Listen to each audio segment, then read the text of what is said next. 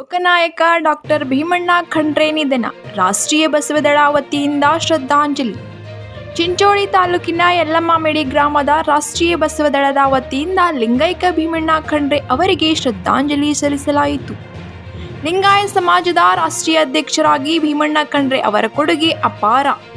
ಇಂದಿನ ದಿನ ಅವರನ್ನು ಕಳೆದುಕೊಂಡು ಬಹಳಷ್ಟು ದುಃಖದಲ್ಲಿ ಇದ್ದೇವೆ. ಅವರ ಕುಟುಂಬಕ್ಕೆ ದುಃಖವನ್ನು ಭರಿಸುವ ಶಕ್ತಿ ದಯಪಾಲಿಸಲಿ ಎಂದು ಪ್ರಾರ್ಥಿಸುತ್ತೇವೆ.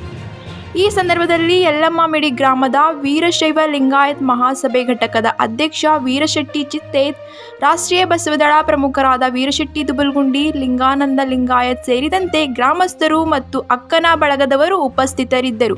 ಹವಾ ಕನ್ನಡ ನ್ಯೂಸ್, ಇದು ಪ್ರಜೆಗಳ ಪ್ರಭುತ್ವಕ್ಕಾಗಿ.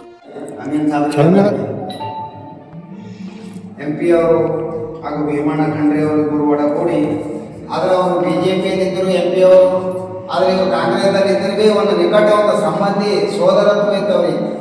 ನಾವು BJP ಕಾಂಗ್ರೆಸ್ದವ್ರು ಇದ್ದಿಲ್ಲ, ಒಂದು ಮನೆ ತಂದವ್ರು ಅಂದಂಗೆ ಖಂಡ್ರೆ ಸಾಬ್ ನಮ್ಮ ಒಳ್ಳೆಯರಿ ಅಂದ್ರೆ ಬಟ್ಟೆ ಕಡೆ ಅರ್ಸಿನಾಗಿದೆ ಎದ್ದವ್ರೆ ಅರ್ಸಿನ ಬಾಕಿನೇ ಅವ್ರಿಗೆ ಹೇಳ್ತೇಳೆ MP ಆದ್ರಿ.